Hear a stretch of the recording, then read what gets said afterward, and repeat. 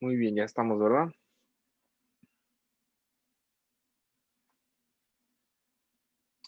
Muy bien. Pues, ¿qué tal?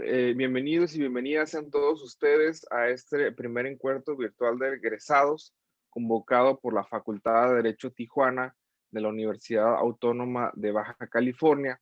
Es un gusto tenerles aquí por esta modalidad. Sin duda, el 2020 pues, nos ha planteado retos muy interesantes y es la primera vez que vamos a congregarnos todos los egresados que hemos pasado por esta maravillosa escuela que este año cumplió 45 años de vida institucional. Sin duda se dice fácil, pero han sido demasiadas generaciones, demasiados abogados que han estado en todo tipo de responsabilidades profesionales, humanas, sociales, políticas, etcétera. Entonces, en ese sentido, el día de hoy abrimos el programa de conferencias, en la cual vamos a tener la honrosa participación del maestro Miguel Ángel Reyes Moncayo, quien amablemente aceptó impartir una conferencia que llevará por título El desahogo de asuntos familiares internacionales en el marco de la pandemia, restitución, adopciones y cobro de alimentos.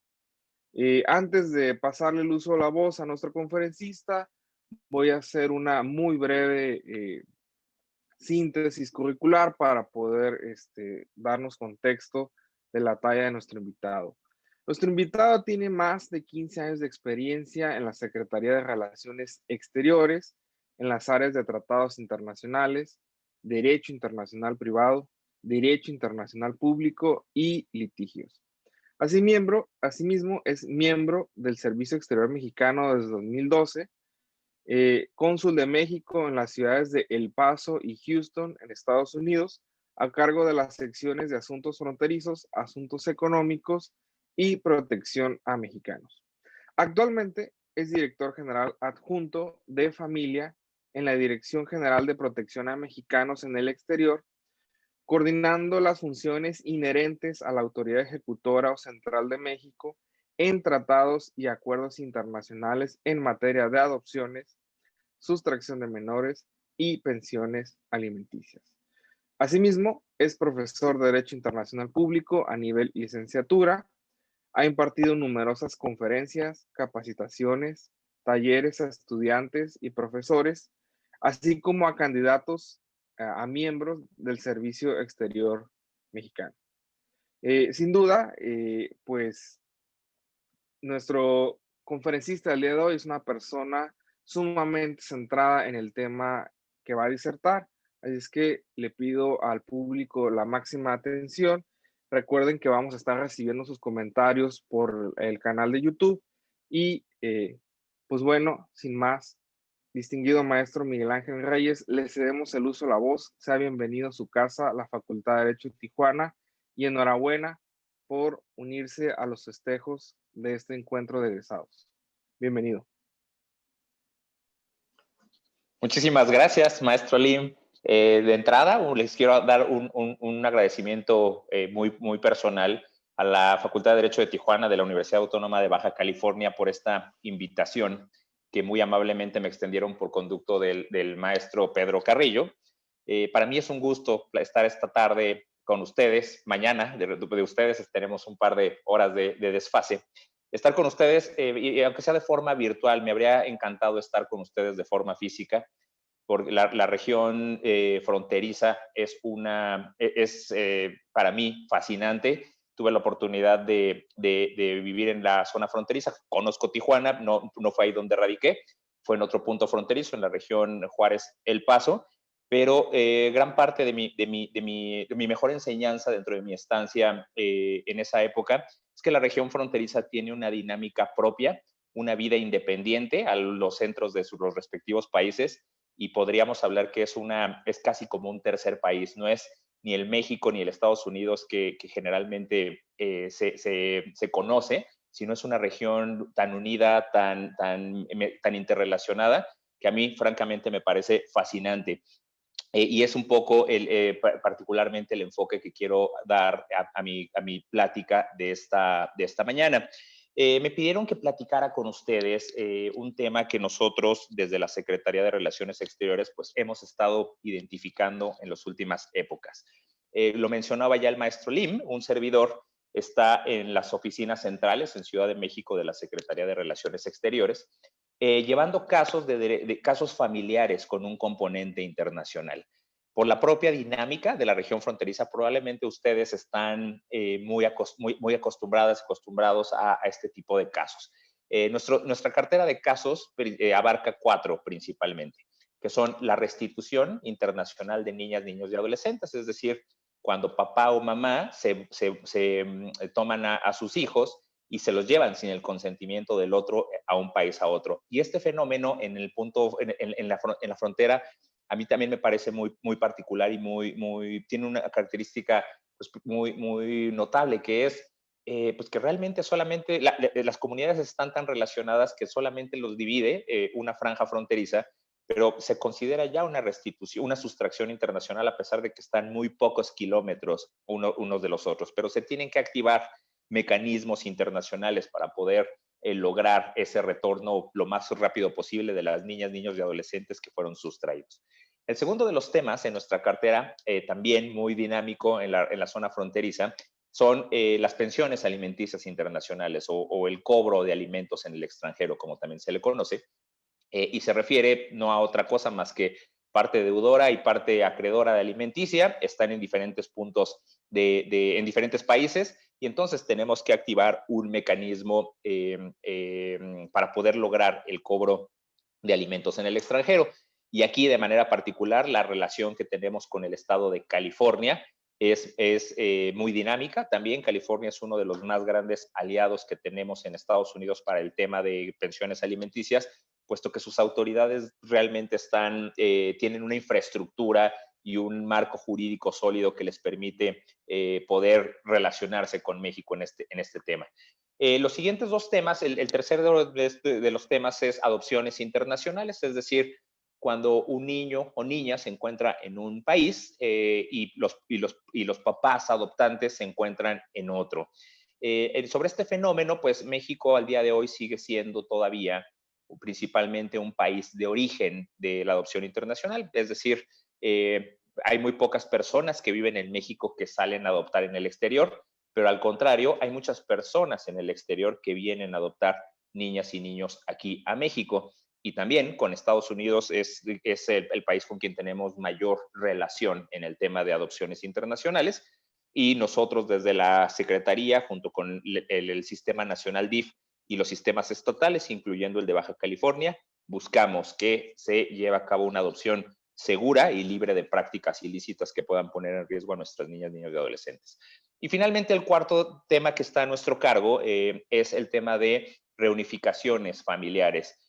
Cuando niñas y niños de nacionalidad mexicana están en Estados Unidos y pasan a la custodia del Estado, puede ser una autoridad similar al DIF. Estamos hablando de las oficinas de familia y menores, los Child Protective Services, como nosotros los conocemos genéricamente.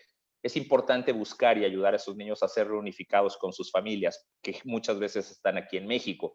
En California tenemos muchos casos también en los cuales pasan niñas y niños a la custodia del Estado, cuando después de que sus padres son arrestados, son deportados, son víctimas de estas niñas y niños de algún tema de abuso, negligencia, maltrato, y pasan a la custodia del Estado. Entonces hay que ayudarlos a reunificarlos precisamente para garantizar o para buscar que no se vulnere su derecho a la unidad familiar, y porque de no hacerlo, lo que puede ocurrir es que se extingan los derechos parentales y sean dados en adopción a una nueva familia en Estados Unidos, cuando existen todavía los medios para poderlos reunificar aquí.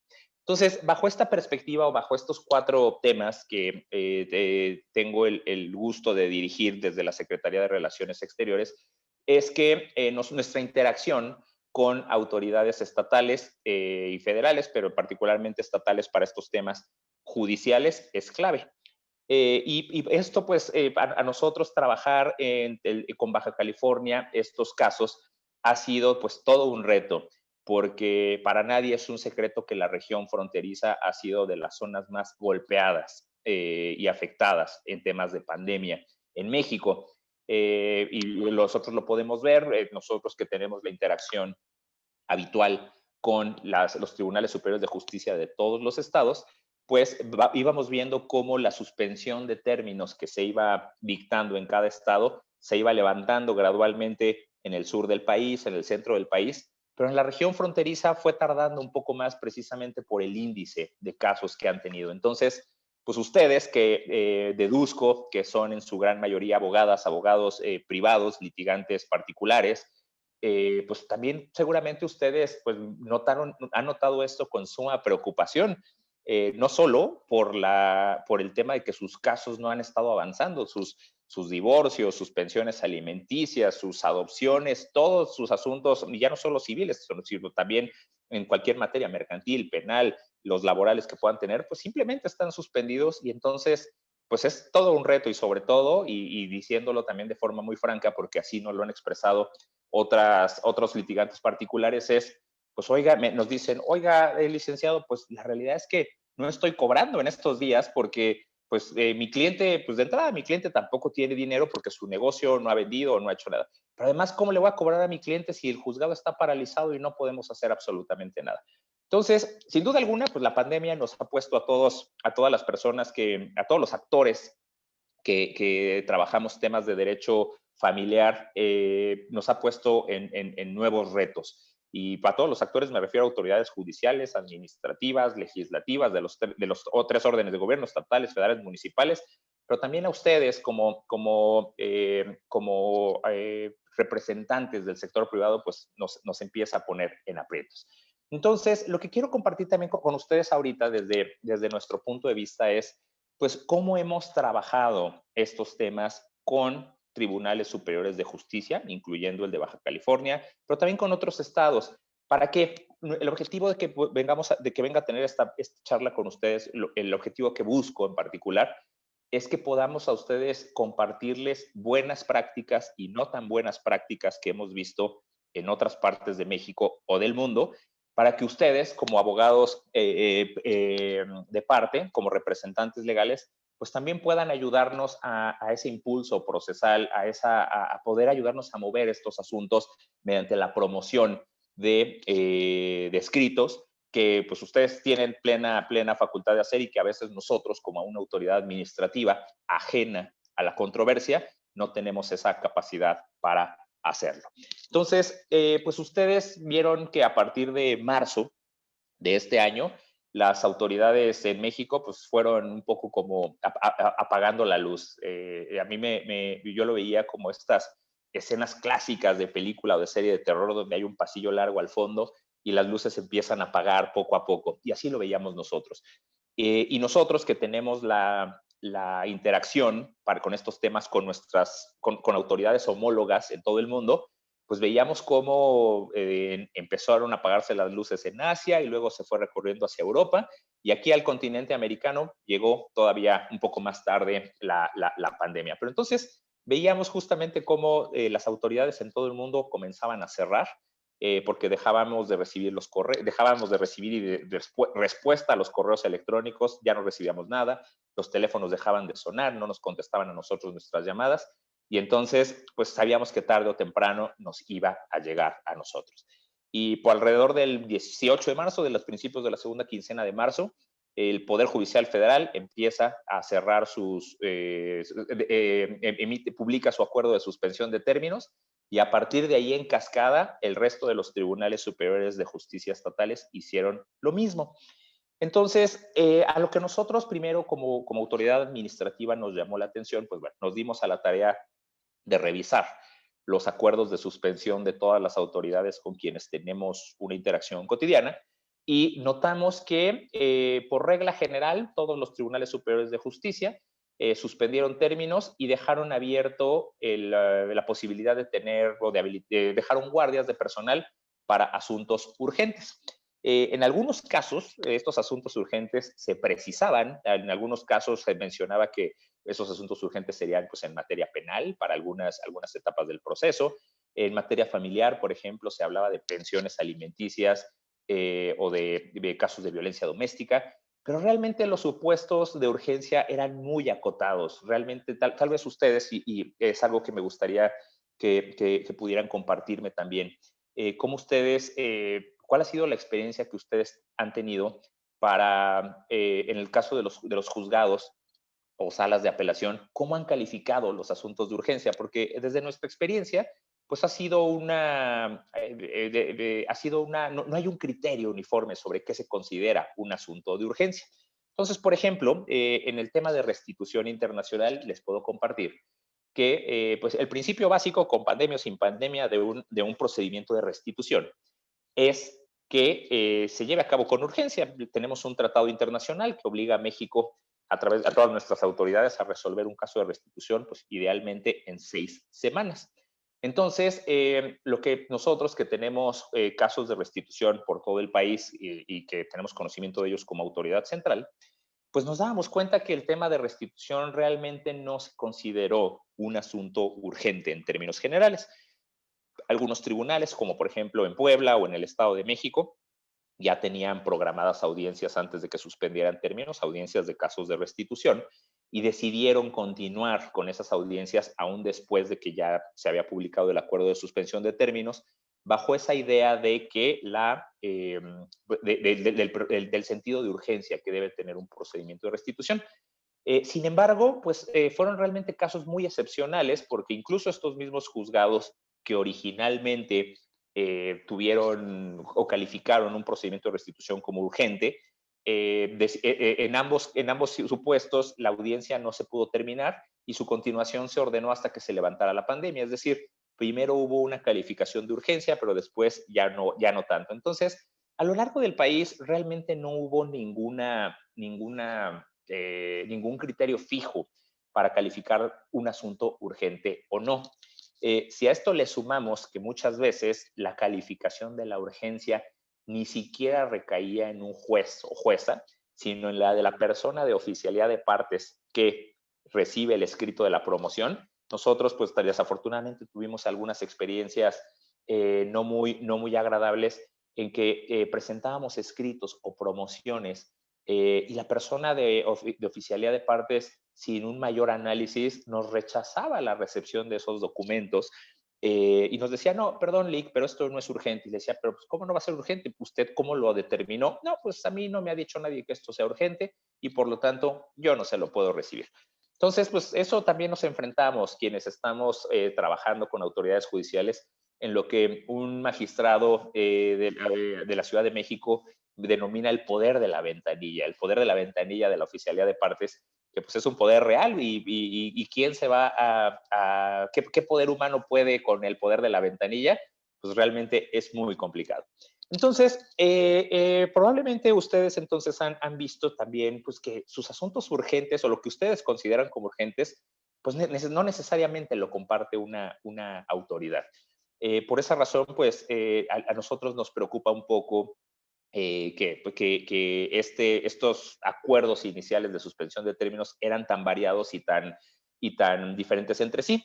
Afortunadamente, varios tribunales superiores de justicia han ido enmendando un poco más conforme a la marcha, pues al final del día todo el mundo nos hemos tenido que adaptar, todo el mundo nos agarró la pandemia de sorpresa y nos hemos ido adaptando, pues ya llevamos de marzo para acá, llevamos más de 7 meses que hemos estado buscando nuevos métodos y formas de trabajo, ya los criterios empiezan a homologar y sobre todo, pues bueno, ya se han ido levantando esta suspensión de términos poco a poco. Sabemos que el Tribunal Superior de Justicia de Baja California, pues si bien ya suspendió términos, no está trabajando al 100%, ningún Tribunal Superior de Justicia está trabajando al 100%. Nosotros en la Cancillería tampoco tenemos un trabajo presencial al 100%, seguimos trabajando en la modalidad de presencial y teletrabajo en la medida de lo posible. Y entonces, bueno, los asuntos se han empezado a mover poco a poco, se han empezado a destrabar y hemos seguido caminando un poco con estos temas. Sin embargo, pues algo que nos preocupa a nosotros también como autoridad administrativa federal, pues es que en cualquier momento podemos volver a una suspensión de términos general. Y entonces, pues, ¿qué va a pasar cuando esto vuelva, si esto llega a suceder? Se ha hablado desde hace semanas que como los casos y la tendencia de los contagios va a la alza, pues que en cualquier momento vamos a tener una nueva suspensión. Y entonces, ¿qué vamos a hacer cuando eso pase, si es que eso vuelve a pasar? ¿Cómo vamos a tener otra parálisis total o casi total de nuestros asuntos? ¿O qué hemos aprendido de toda esta lección?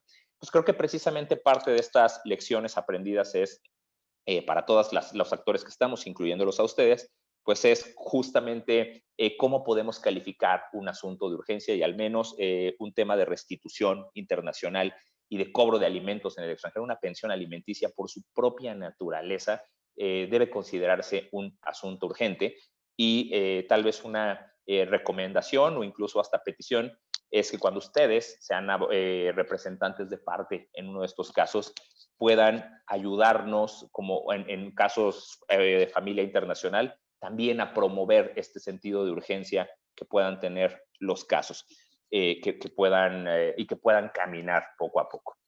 Ahora bien, la pandemia, pues no todo ha sido, no todo ha sido malo, no todo hay consecuencias, digamos, negativas de la pandemia en cuanto a nuestras formas de trabajo. Por ejemplo, algo que definitivamente llegó para quedarse, y seguramente ustedes lo replicarán en sus vidas diarias, pues es el uso de métodos novedosos de trabajo, sobre todo dar prioridad a los medios electrónicos de trabajo. Simplemente, el día de hoy estamos teniendo un evento que de no haber tenido una pandemia, probablemente no estaríamos teniendo, estaría otro ponente en este momento presencialmente, hablando de otra cosa completamente distinta. Entonces, la pandemia nos ha abierto nuestras nuevas formas y nuevos mecanismos de trabajo que seguramente van a quedarse después de esto. Pero, pues, hay alguna cosa que también nos va a impedir, pues, implementar estas nuevas formas de trabajo en todo, una vez que esto acabe. Y es algunas de la rigidez que puede haber en nuestros códigos sustantivos y adjetivos sobre cómo estamos trabajando. ¿A qué me refiero?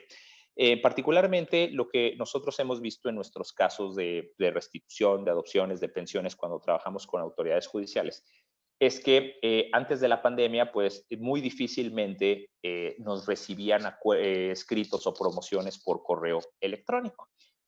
Todo se tenía que seguir presentando de forma física, pues con los tiempos que eso implica, porque aun cuando usemos una paquetería veloz, pues vamos a perder algunos valiosos días en que esto llegue. Sin embargo, pues en los últimos meses ha habido ya una tendencia general, al menos de todos los tribunales superiores de justicia, de podernos recibir promociones vía correo electrónico. Y aquí nuevamente las diferencias entre los estados son diferentes. Tenemos estados o juzgados, particularmente, incluso entre los mismos estados las prácticas son muy diferentes, en los cuales desde un correo electrónico oficial nuestro como autoridad se los dirigimos a un correo oficial también de ellos y nos lo reciben. En algunas otras autoridades lo que están haciendo es habilitar un correo electrónico específico para eso, es decir, aun cuando yo le mande un correo electrónico a la jueza o juez titular del juzgado, si no lo mando al oficio, al correo electrónico que el juzgado habilitó para esto, simplemente no nos lo acuerdan. Pero eso es algo que es fácilmente subsanable. Lo que creemos que puede dificultar mucho el trámite de estos asuntos son algunos estados que necesariamente están exigiendo firmas electrónicas para poder continuar los procedimientos. Y me refiero a dificultarlo no desde el punto de vista general de todo el litigio. Hablo de una dificultad para nosotros como autoridad administrativa, pero sobre todo de las personas que se encuentran en el extranjero y que acuden a nosotros para activar un procedimiento. Por ejemplo, imaginen ustedes que tenemos a una mamá en Francia que se trajeron a su hija aquí a México. El papá la tomó, un día se levantaron, el papá y la niña, y el papá agarró a la niña, se la trajo para acá, y estamos en un procedimiento de restitución que se esté ventilando en Mexicali. Si el Tribunal Superior de Justicia de Baja California establece o impone como un requisito esencial el uso de una firma electrónica, difícilmente una mujer francesa en Francia con pocos recursos económicos para contratar a un abogado privado aquí en México va a tener va a tener acceso a ese mecanismo. Entonces, las firmas electrónicas, pues evidentemente tienen una gran ventaja, que es dar certeza a las autoridades de que la persona que está promoviendo o presentando un escrito, pues tiene es precisamente la persona, se verifica de una forma muy confiable la identidad de la persona y para que pueda surtir los mismos efectos que una firma autógrafa. Sin embargo, será muy importante establecer que algunos supuestos de excepción muy claros para casos muy particulares como los que tenemos nosotros en nuestra cartera, en donde imponer ese obstáculo simplemente puede ser una negativa al derecho a acceder al acceso a la justicia que pueda tener una parte en el extranjero.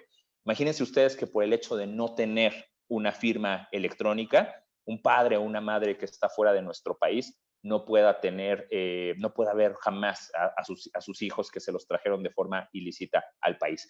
En ese sentido, si ustedes algún día toman un caso de esta naturaleza, probablemente sea un área de oportunidad para poder innovar a través de medios de impugnación bajo una perspectiva de derechos humanos, el acceso a la justicia de todas estas personas.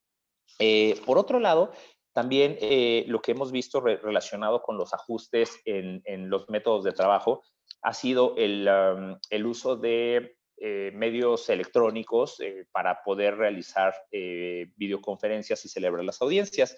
Entiendo que por la tarde habrá otra conferencia del doctor Juan Carlos Guerrero que va a platicar de manera muy puntual sobre un tratado internacional, Convención de la Haya sobre la obtención de pruebas y el uso de las videoconferencias. Es un marco jurídico muy especializado y el doctor Guerrero tiene muchísima experiencia en esto. El punto a lo que yo me refiero en particular es a la celebración de las audiencias, de una audiencia que pueda tener un caso de pensión alimenticia, un caso de adopción, un caso de restitución. Y ahí también nuevamente volvemos a la misma problemática inicial, llamémoslo así, en el sentido de la falta de uniformidad en los juzgados. Entonces, ¿qué es lo que nosotros hemos visto? Bueno, de entrada les quiero admitir que no conozco físicamente las instalaciones del Tribunal Superior de Justicia de Baja California. La regla general es que todos los tribunales generales de justicia han habilitado, por ejemplo, un espacio especial o específico para realizar videoconferencias y poder celebrar audiencias a distancia, sobre todo en estados que pueden tener una longitud considerable, como puede ser el estado de Baja California. No es lo mismo conectar el norte con el sur, nos lleva varias horas de camino. Entonces, por eso se han habilitado estas salas especiales. Sin embargo, pues al día de hoy es evidente que estas salas especiales que generalmente se tenían para un uso común de todos los juzgados de todas las materias, pues ya han resultado insuficientes, puesto que ahora todo mundo quiere hacer uso de ellas y simplemente están saturadas. Entonces, ¿cómo se ha subsanado en otros estados? Pues ahí nuevamente estamos un poco sujetos a la voluntad y disposición del personal de los juzgados. Entonces tenemos desde juzgados en los cuales pues han habilitado cada juzgado un espacio adecuado para llevar a cabo la videoconferencia, pero el contraste o el otro lado de la balanza es que dependemos de que el secretario de acuerdos le haya puesto crédito a sus celulares a mañana para que desde su celular privado esté transmitiendo o esté usando los medios de comunicación. Y literalmente, si se le acaba el crédito a la mitad de la audiencia, ya no se pudo continuar. Entonces, ¿qué también hemos estado nosotros buscando como una autoridad central administrativa? Pues bueno, que obviamente respetando la independencia de los poderes judiciales y sobre todo y también respetando la diferencia entre órdenes de gobierno, pues alentarlos a que implementen mecanismos para llevar a cabo las audiencias de una forma remota y que nuevamente se va a traducir en una garantía del debido proceso de las partes. Vuelvo al mismo ejemplo de hipotético de una sustracción de una niña que se trajeron de Francia a México, Pues imagínense si el juzgado en Tijuana, por ejemplo, no tiene se ve imposibilitado para poder celebrar una audiencia a distancia, y nuevamente la madre solicitante que está en París o en las afueras de París no tiene los medios para un litigante particular, simplemente su derecho de acceso a la justicia puede verse disminuido y la pone en una desventaja a su contraparte que puede estar aquí en juicio. Entonces, también sobre ese mismo punto, la recomendación, sugerencia, petición, es que cuando ustedes tengan si ustedes tienen acercamientos con el Poder Judicial, si hay alguna persona aquí que trabaje en Poder Judicial, que podamos implementar precisamente y fomentar el uso de medios electrónicos en el marco que nos pueda dar la ley. Algo que es una preocupación muy válida también, sin duda alguna, de las autoridades judiciales es que no tienen regulado necesariamente, o no es muy clara la regulación estatal para poder llevar a cabo muchos de estos actos, para llevar a cabo audiencias a distancia, para los medios de promoción electrónica, pero desde nuestro punto de vista, y eso es una preocupación muy válida, lo que nosotros hemos sugerido es buscar una interpretación de tres cosas. Primero, pues de los tratados internacionales que nosotros aplicamos en temas de restitución, de pensiones alimenticias y de adopciones, buscar una interpretación sobre cuál es el fin, cuál es el objetivo que persiguen estas convenciones. Pongamos nuevamente de ejemplo el caso de la restitución internacional. Pues el caso de la restitución, pues lo que busca es el rápido retorno de los niños y de las niñas a su país de residencia habitual. El Poder Judicial Federal, particularmente la Suprema Corte, ha sido muy activa en temas de restitución en los últimos años y ha emitido diversos criterios jurisprudenciales y tesis aisladas sobre restitución. Y hay uno, por ejemplo, donde es claro, en el cual se habla que la Convención de La Haya sobre los aspectos civiles de la sustracción internacional de menores es constitucional porque contempla o garantiza el debido proceso, y que el interés superior de la niñez está inmerso en esa convención al buscar su retorno. Entonces, desde nuestro punto de vista, una interpretación que tome en cuenta, primero, el contenido de la Convención de La Haya, que prevé o contempla el interés superior en su contenido y el rápido retorno de los niños. El segundo elemento, usando el propio interés superior de la niñez del artículo 4 constitucional, y usando el artículo, los principios pro persona, la interpretación del principio de pro persona conforme al artículo primero constitucional, me parece que como autoridades podemos construir un argumento lo suficientemente sólido para poder avanzar en estos casos, aun cuando nuestros códigos sean poco claros al respecto. Desde nuestro punto de vista, una interpretación con estos elementos podría soportar un medio de impugnación, precisamente porque se está haciendo con una perspectiva de derechos humanos, pero pues bueno, evidentemente nosotros como Secretaría de Relaciones Exteriores no somos quienes vamos a tener que defender esto en un medio de impugnación, sea apelación, sea juicio de amparo o sea de otra naturaleza, pero creemos que podría ser la vía, y eso es algo que a ustedes también lo pongo en consideración de ustedes, pues porque a ustedes les toca hacer estos escritos estos nuevos escritos, en favor de sus representados para poder dar continuidad a los procedimientos. También algo que me gustaría compartirles pues es que desafortunadamente la situación en el mundo no es muy distinta a México. Por regla general, autoridades administrativas y judiciales también han visto completamente paralizadas sus actividades. Y puedo decir con base en la experiencia que nosotros tenemos en la comparación, que los tribunales en México, en todas las entidades federativas, son los que, en términos coloquiales, son de los que más ganas le echan en el mundo, porque con todas sus limitaciones de personal que puedan tener en tiempos ordinarios, pero en pandemia todavía más, con estos horarios reducidos, con estas guardias que pueden tener, están haciendo un esfuerzo notable por poder sacar adelante los asuntos y poderles dar trámite. Probablemente ustedes como abogados de parte, como particulares que son, pues bueno, les gustaría ver sus asuntos siempre que el principio de justicia pronta y expedita sea cumplido a cabalidad. y que podamos tener resoluciones en el menor tiempo posible.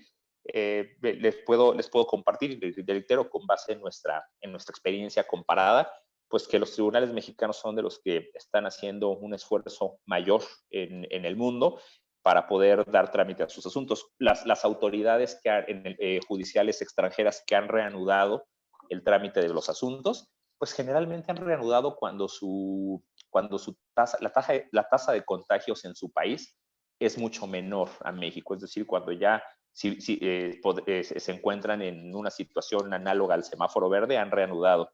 Nosotros en México pues seguimos trabajando hasta con semáforo no rojo, sino morado, lo que le sigue, ¿no? Entonces, pues, eso es algo que me parece importante tomar en cuenta, que dentro de del poco margen de maniobra que tenemos como autoridades, pues se puede seguir trabajando y hay y hay oportunidad también para que los asuntos familiares internacionales puedan caminar dentro de los límites. Bueno, y tal vez finalmente, antes de poder dar pie a sus comentarios, a sus preguntas, a lo que ustedes nos puedan compartir a nosotros para enriquecer esta discusión, es una última situación que nosotros hemos observado en Poder Judicial, es la dificultad para que las autoridades judiciales puedan hacer cumplir ciertas determinaciones o ciertos apercibimientos en materia familiar, particularmente convivencias. ¿A qué me refiero? Hemos tenido casos de restitución, por ejemplo, en los cuales mientras se resuelve la restitución, se ordenan algunas convivencias a distancia entre las niñas y niños que están aquí en México y papá o mamá que están en el extranjero. Entonces, pues, con la asesoría de sus representantes legales, que pues siempre buscan, pues evidentemente, la mejor forma de apoyar los intereses de las personas a quienes representan, hemos observado que papá o mamá incumplen estas órdenes de convivencia simplemente aprovechándose de que la autoridad no tiene en este momento medios suficientes para hacer cumplir sus apercibimientos. Desafortunadamente, esta es una situación común en la cual recibimos nosotros muchas quejas de solicitantes extranjeros y donde nos dicen, oiga, pues ayúdeme, Autoridad Central de México para este tratado, porque yo tengo una orden judicial que ordena a la mamá poner a las niñas frente a una computadora 2 veces por semana, una hora los lunes y otra hora los domingos, y no hemos podido cumplirla y la mamá se esconde, y cuando hablo con ella o me manda mensajes por WhatsApp y me dice abiertamente que no lo va a hacer y que le haga como quiera porque los tribunales están de su lado.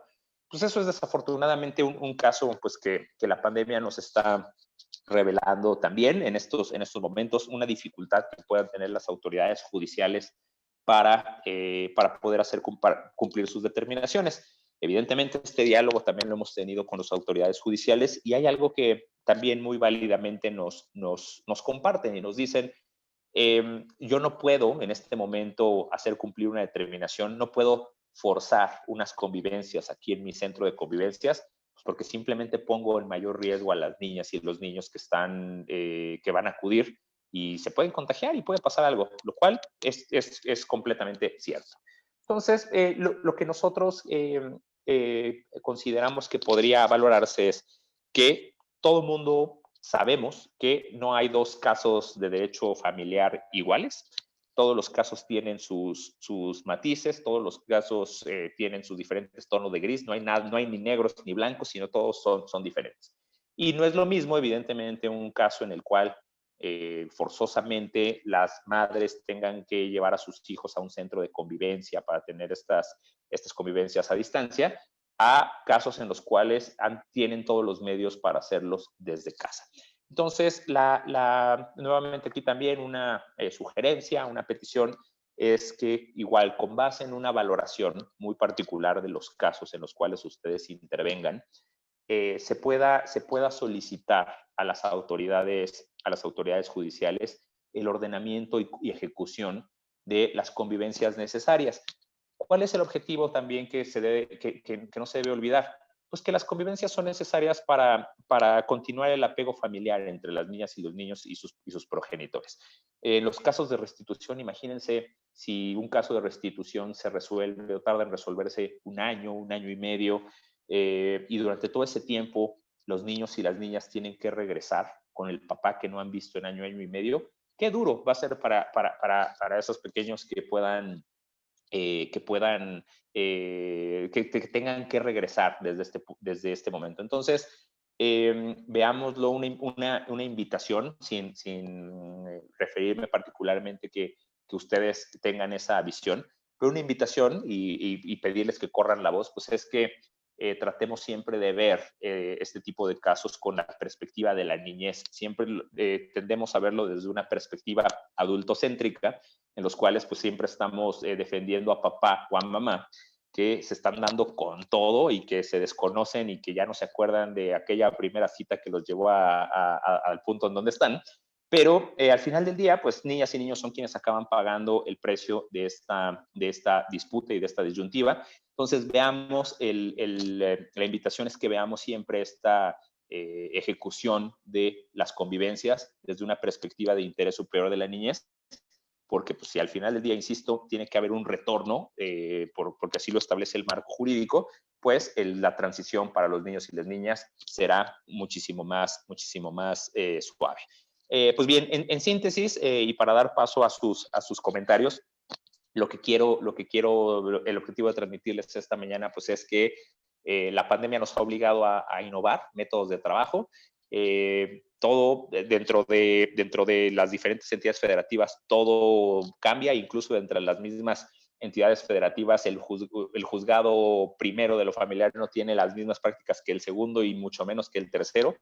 Entonces, siempre todavía hay un campo de acción, me parece muy fértil para que podamos realizar nuevas interpretaciones legales que puedan favorecer a la posición que nosotros estamos defendiendo y que puedan perseguir el interés superior de la niñez al mismo tiempo.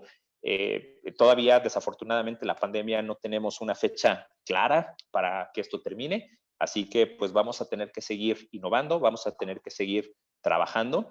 Si ustedes tienen la oportunidad de atender o de representar a una parte en un caso de derecho de familia internacional como los que nosotros llevamos, tengan la confianza de que nosotros seguimos teniendo el diálogo con las personas solicitantes o con sus representantes legales, ustedes en este caso, directamente en nuestras oficinas centrales o a través de nuestra delegaciones en Tijuana y Mexicali que tenemos en Baja California.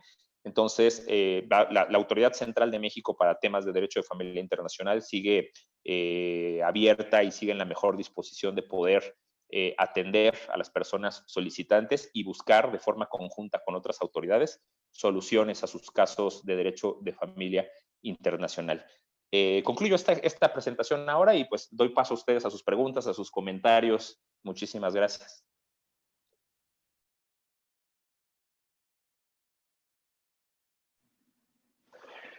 Muy bien, pues estimado maestro Miguel Ángel Reyes, sin duda una conferencia muy, muy interesante, un tema de amplia actualidad, un tema que nos involucra a todas las personas que estamos viviendo en frontera y como usted mencionó, tiene demasiadas particularidades el que estemos en frontera y lidiar todos los temas que regulan el derecho internacional y el derecho familiar en su conjunto.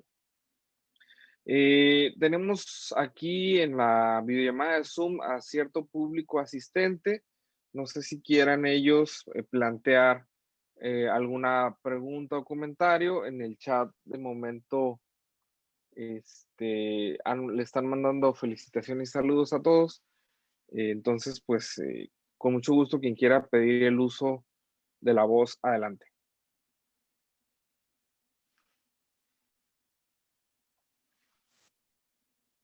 Maestro Lee, ¿me permite hacer uso de la voz?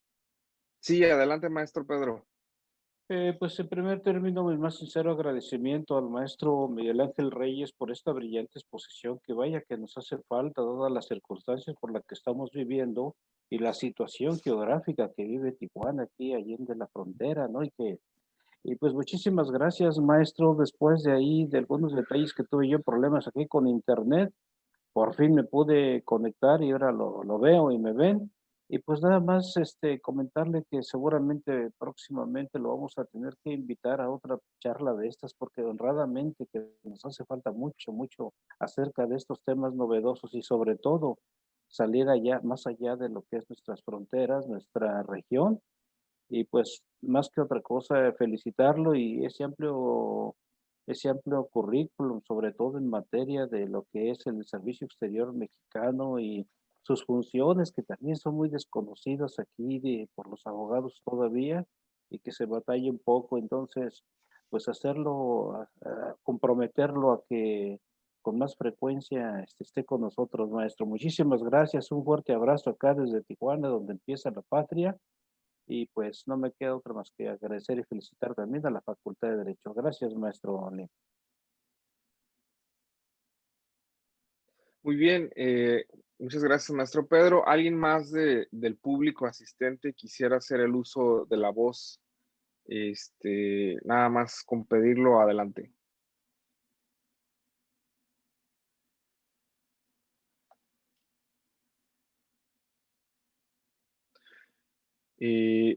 Bueno, pues sin duda, Perdón, reitero la maestra Iracema y la maestra Isa estaban levantando la mano, ¿eh?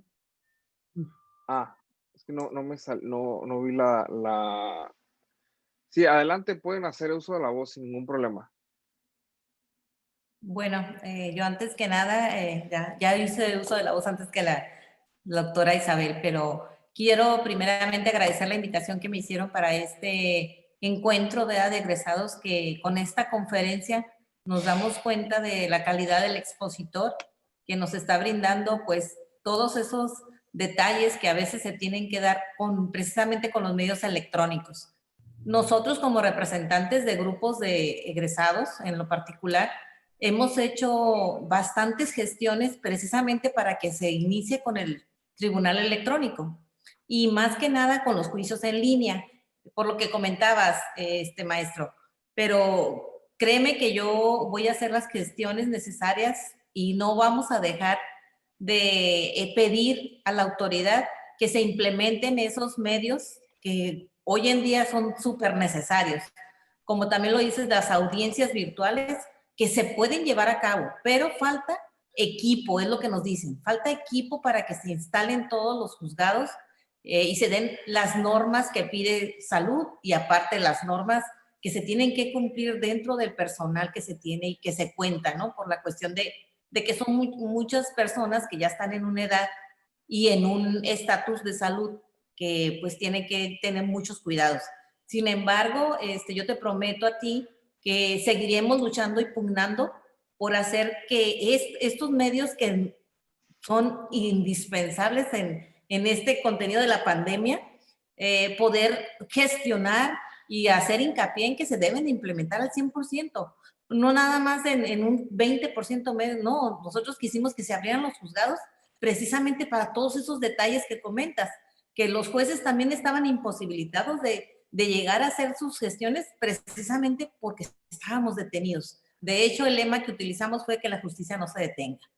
Aparte, pues esta exposición creo que nos abre la pauta para que todos unidos podamos llegar a hacer esto más ágil y conocer a detalle todos esos procedimientos que llevan a la cuestión de las familias, de la restitución de los menores, de las adopciones y de las pensiones, porque son críticas esas situaciones.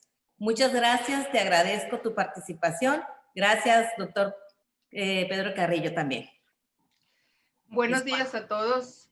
Antes que nada, muchas gracias a la doctora Laura Camarillo, al maestro Pedro Carrillo, por habernos extendido la invitación para estar presentes en este magno evento de egresados de nuestra querida facultad y nuestra Universidad Autónoma de Baja California. Antes que nada, pues agradezco sinceramente a al licenciado Miguel Reyes por su amplia exposición, que realmente nos abrió los ojos a muchos temas que tal vez nosotros o en lo particular desconocía, y que en lo sucesivo nos va a servir para llevar mejor nuestros asuntos, sobre todo pues en la rama de derecho familiar. Del mismo modo, y como ya lo comentaba mi antecesora, nosotros como grupos colegiados hemos estado pugnando por todas estas cuestiones que usted mencionó. De hecho, nosotros, por la insistencia que tuvimos, fue que se abrieron los juzgados, aunque al principio, de manera parcial, poco a poco fue avanzando esto y en la actualidad pues ya tenemos un poco más de acceso a los juzgados, que no en la medida que quisiéramos. Desafortunadamente hemos pasado por muchas dificultades, como ya lo mencionaba la maestra Iracema, pues sobre todo siempre nos han dicho de parte del Poder Judicial, de los presidentes que ya en esta pandemia ya llevamos 3 presidentes del tribunal. Entonces, pues todos cuando llegan nos dicen que sí, que ya se va a solucionar esta situación y pues seguimos con las carencias de que no tenemos unos centros de convivencia, que es súper urgente, como usted lo mencionaba.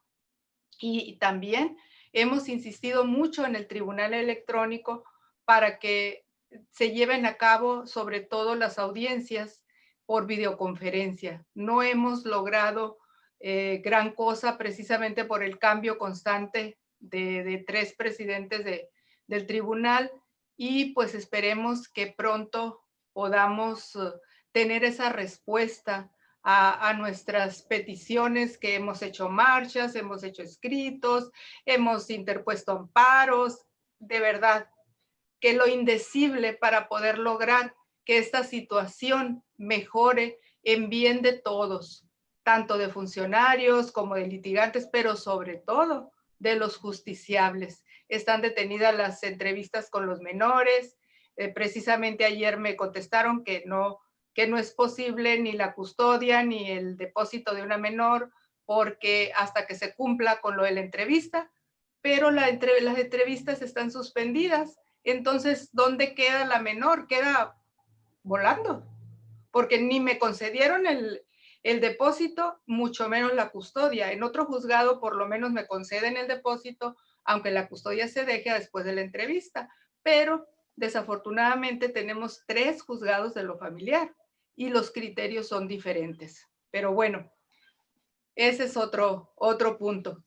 De igual manera, en este momento, yo le pido a usted que si lo invito a que en alguna ocasión participe en nuestro Colegio de Abogados de Tijuana con una ponencia, con una conferencia, para que nos abra más este panorama acerca de estos temas tan delicados como es la sustracción del menor, la restitución y todo lo que nos ha hablado esta mañana. Lo invito a que nos haga llegar sus datos, no sé, por medio del maestro Pedro, para su servidora, que soy la presidenta del Colegio de Abogados de Tijuana, pueda tener una comunicación con usted y hacerle la invitación directa para que pueda acompañarnos. Muy agradecida por el tiempo y es cuanto. Muchísimas Muy bien, gracias. agradecemos. ¿Me permiten hacer un comentario? Sí, adelante, le cedemos el uso a la voz, claro que sí. Muchísimas gracias por estas intervenciones y por compartirme sus inquietudes prácticas y sobre todo lo que han vivido en los últimos meses. Evidentemente, pues sabemos las limitaciones presupuestales y de recursos en general, no solo financieros, sino materiales y humanos que todas las autoridades tenemos. Nosotros como gobierno federal no estamos exentos, y más pues en una época en la cual si la actividad económica va en declive, la recaudación fiscal también lo estará y por lo tanto las asignaciones presupuestales seguirán la misma suerte.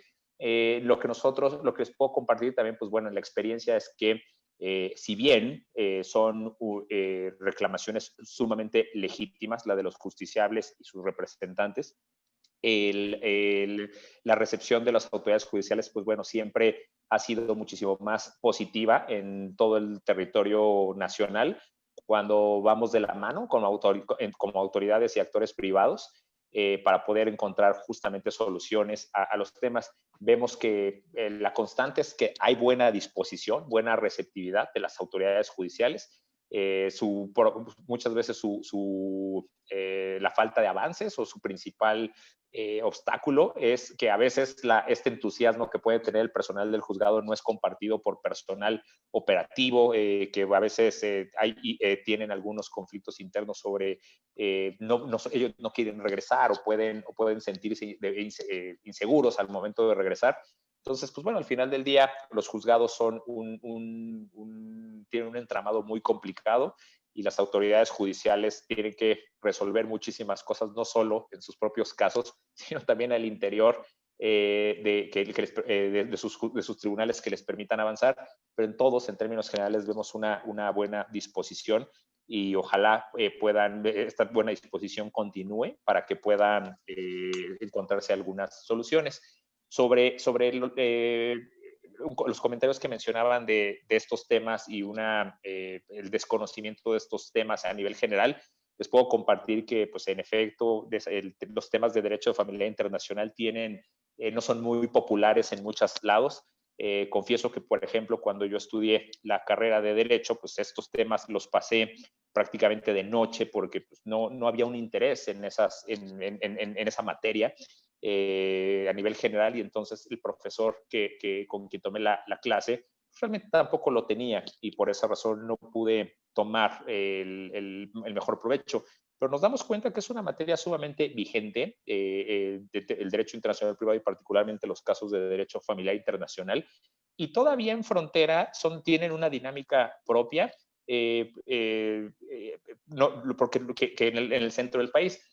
Una de las más grandes enseñanzas que tuve también, de las primeras cosas que me dijeron cuando estuve en frontera, me dijeron, nuestro principal problema son las capitales, porque ustedes están muy lejos y las soluciones que ustedes diseñan no están pensadas para la frontera, lo cual eso es algo que no se me va a olvidar y eso es cierto. Simplemente el tema de pensiones alimenticias México-Estados Unidos es muy fluido, sumamente fluido, pero no se compara la fluidez y la capacidad de interacción que las ciudades de Mexicali y el condado de Imperial, por ejemplo, que tienen una dinámica todavía muchísimo más cercana, muchísimo más propia, y que si nosotros nos vemos forzados en implementar mecanismos pensados desde el centro del país, simplemente no funciona. Entonces, siempre lo vemos con esa perspectiva.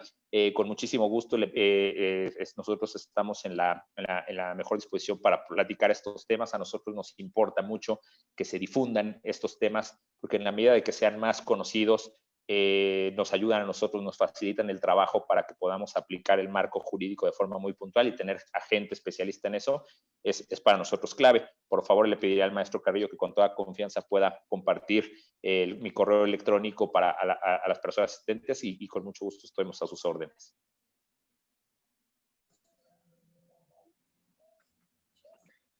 Maestro Lee, me gustaría tomar la palabra, ¿me permites? Claro que sí, adelante, maestra.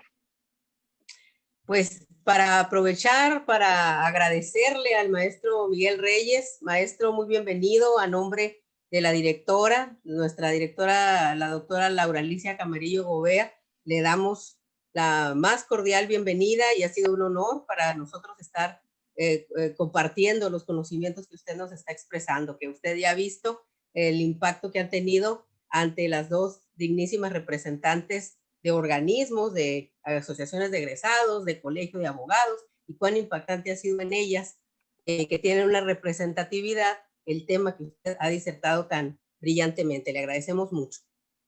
Además, quisiera formularle una pregunta. Usted mencionó que entre la competencia de su área de trabajo se manejan principalmente 4 carteras, 4 actividades fundamentales. Me gustaría si nos pudiera ilustrar cuál de esas carteras es más problemática, cuál de esos temas es más problemático para resolver en el plano internacional. Estamos hablando de asuntos familiares, como usted mencionaba, muy delicados, se pueden ver así como un número, pero son personas, son niños, son familias, son seres humanos que están teniendo una situación emotiva pues muy severa.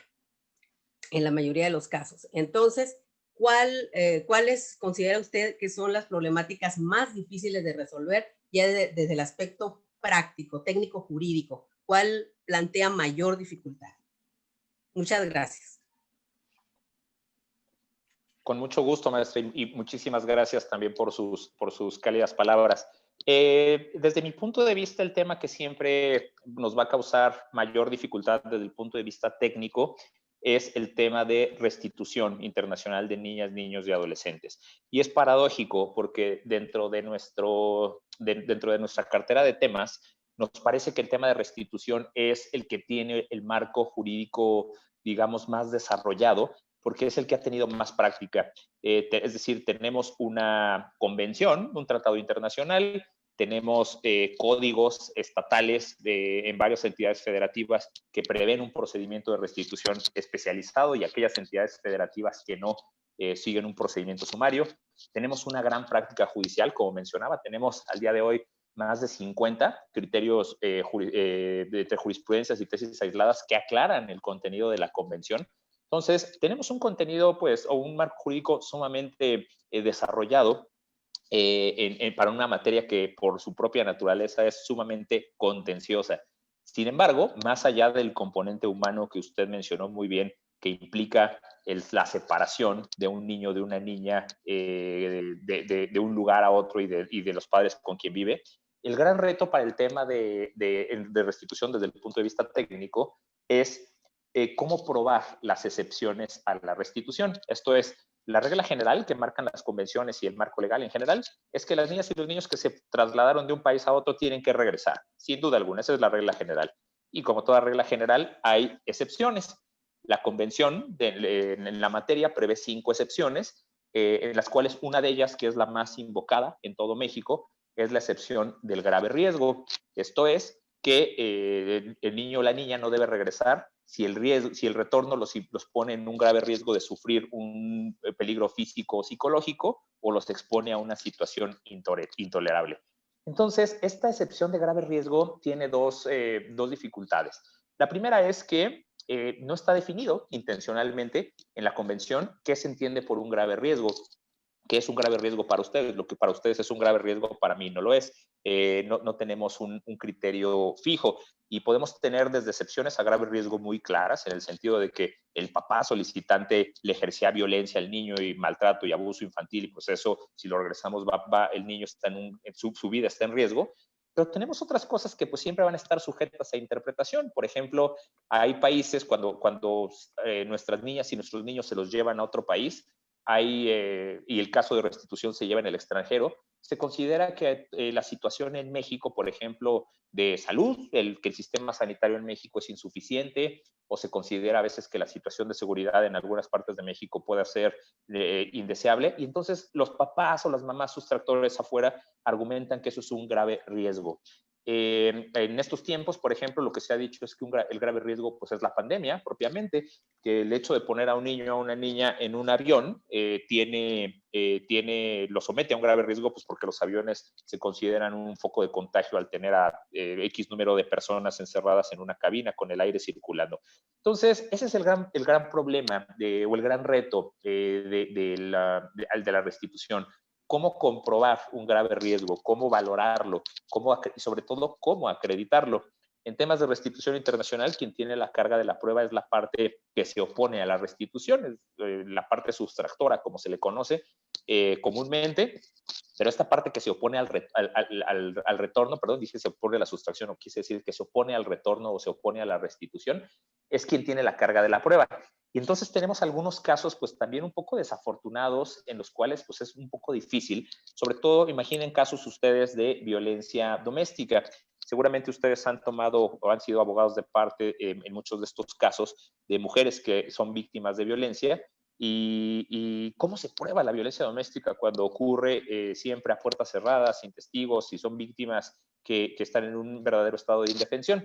Entonces, cuando se invoca el tema del grave riesgo, pues lo que la autoridad judicial quiere siempre ver es, pues dime qué evidencia tienes, ¿no? Y si esta evidencia es difícil de conseguir aquí en México, pues cuando todo eso ocurrió ya en el extranjero y que la mujer ya se trasladó a México y ya no está en ese entorno de violencia, pues todavía es un poco más difícil. Entonces, ese es el gran reto siempre de la restitución y la gran paradoja, aun cuando hay un marco jurídico muy desarrollado, el tema del grave riesgo, cómo interpretarlo, cómo aplicarlo, cómo valorarlo, cómo ofrecerlo, siempre va a ser el gran reto de la restitución, y esto creo que va a ser mientras exista el tema. Muchas gracias, doctor. Muy amable. Gracias, maestro Lim. Bien, ¿alguien más del público que quisiera compartir alguna opinión o pregunta con nuestro expositor?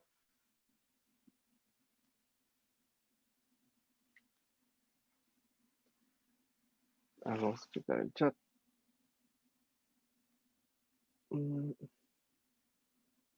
Muy bien, creo que no tenemos más comentarios. Una vez más, estamos sumamente agradecidos con la exposición del maestro Miguel Ángel Reyes. Sin duda es una temática, como hemos destacado en esta última sección, que nos interesa a todos. Entonces, estaríamos complacidos de volver a contar con su presencia en futuras ocasiones, y nos queda nada más que agradecerle, y vamos a dar lectura al reconocimiento que se ha expedido en su favor. Por cuestiones técnicas no lo podemos proyectar, pero lo vamos a leer porque me lo han mandado acá.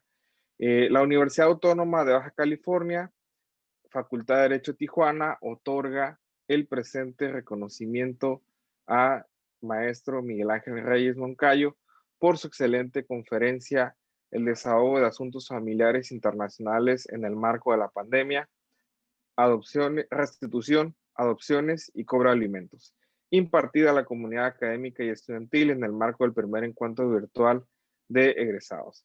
Atentamente, Tijuana, Baja California, 26 de noviembre, por la realización plena del hombre, firma la directora Laura Alicia Camarillo Bovea.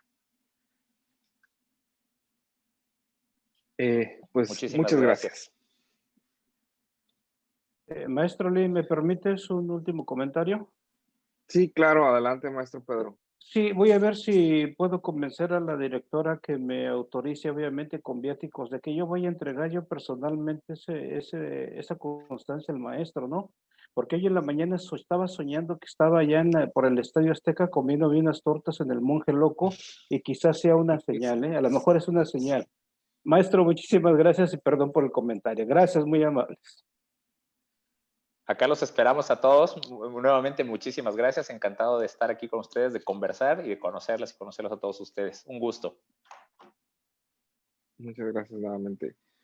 Muy bien, equipo de staff, podemos concluir la grabación.